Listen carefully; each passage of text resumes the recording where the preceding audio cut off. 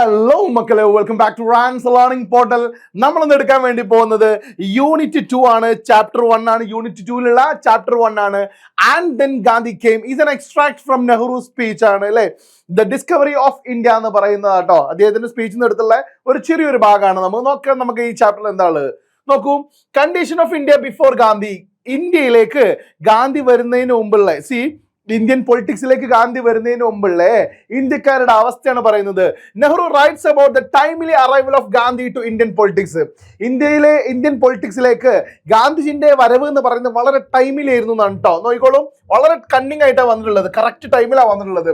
He describes the troubles and difficulties India had to suffer during the Second World War. അദ്ദേഹം ഇതിൽ പറയുന്നത് എന്താണെന്ന് വെച്ചാൽ troubles and difficulties India had to suffer. India രണ്ടാം world വാറിന്റെ സമയത്ത് ഒരുപാട് കഷ്ടപ്പാടുകൾ സഹിക്കേണ്ടി വന്നിട്ടുണ്ട്. അതെല്ലാം ഈ ഒരു ചാപ്റ്ററിൽ പറയുന്നുണ്ട് കേട്ടോ. Problems of people where poverty. ഈ സെക്കൻഡ് വേൾഡ് വാറിന്റെ സമയത്ത് ഇന്ത്യക്കാരുടെ പ്രശ്നം എന്ന് പറഞ്ഞു വെച്ചാൽ പോവർട്ടി, ദാരിദ്ര്യമായിരുന്നു, അൺഎംപ്ലോയ്മെന്റ്, ജോലിയില്ലായ്മയായിരുന്നു, ആൻഡ് സ്റ്റാർവേഷൻ, പട്ടിണിയായിരുന്നു. അപ്പൊ 3 പോയിന്റ്: ഒന്ന് പോവർട്ടി, ദാരിദ്ര്യം, അൺഎംപ്ലോയ്മെന്റ് ആൻഡ് സ്റ്റാർവേഷൻ എന്ന് പറയുന്നത് കേട്ടോ. ദേ വർ ഹെൽപ്ലെസ് ആൻഡ് ഹോപ്പ്ലെസ്. ഒരു സഹായിക്കാനല്ലെന്ന് അല്ലെ, നിസ്സഹായരും അതുപോലെ തന്നെ പ്രതീക്ഷയില്ലാത്ത ആളുകളായിരുന്നു ആര്? ഇന്ത്യൻ പീപ്പിൾ എന്ന് പറയുന്നത്. The main problem of Indian under British rule. ഈ ബ്രിട്ടീഷുകാരുടെ അണ്ടറിൽ ഇന്ത്യക്കാരുടെ ഒരു പ്രശ്നം എന്ന് പറയുന്നത് വാസ് ഫിയർ, പേടിയായിരുന്നു. വിച്ച് മീൻസ്, പേടി എന്ന് പറഞ്ഞു വെച്ചാൽ ഫിയർ ഓഫ് എവറിഥിങ്, എല്ലാത്തിനും പേടിയായിരുന്നു കേട്ടോ. ഫിയർ ഓഫ് ആർമി, പട്ടാളത്തിനെ പേടി, പോലീസിനെ പേടി, നിയമത്തെ പേടി, ജന്മിമാരെ പേടി കേട്ടോ. ലാൻഡ് ലോഡ് പറഞ്ഞു വെച്ചാൽ ജന്മിമാര്, ഇവരെല്ലാം പേടി. അപ്പൊ നമുക്ക് ഈ ഒരു പോയിന്റ് കിട്ടിട്ടോ. Condition of India before Gandhi എന്ന് പറയുന്നത് ചോദിച്ചാൽ കൊടുക്കാൻ പറ്റുന്ന ഉത്തരാട്ടോ. Next, arrival of Gandhi. ഗാന്ധിയുടെ വരവ് എങ്ങനെയായിരുന്നു Indian പൊളിറ്റിക്സിലേക്ക്?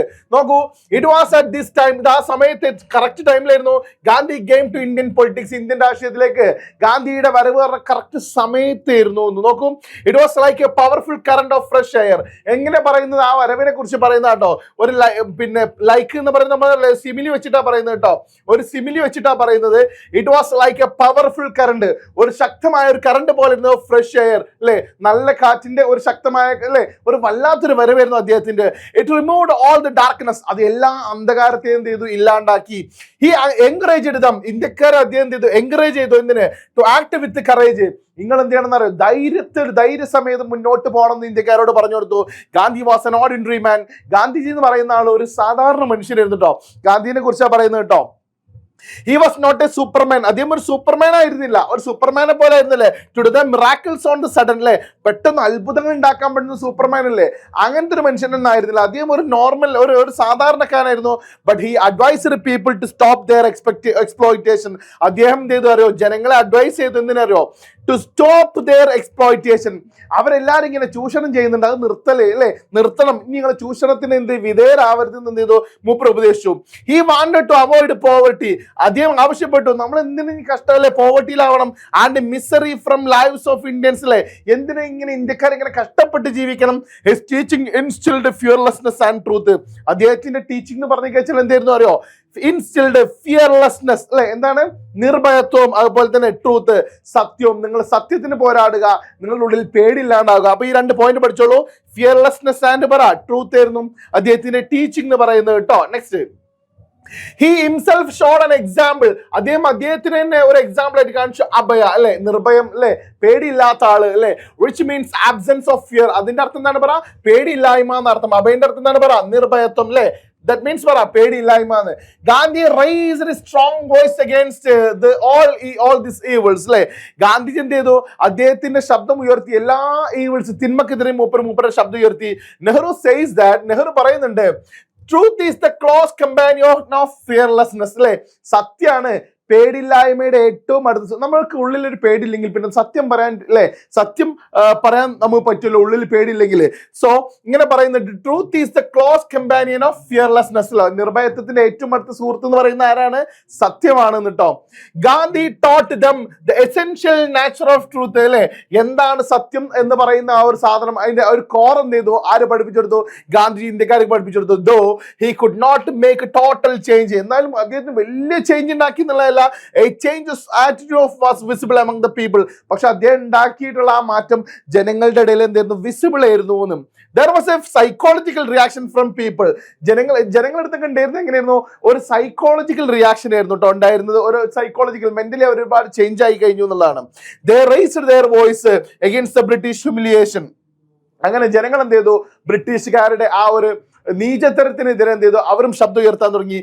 Gandhi stood as a symbol of uncompromising truth.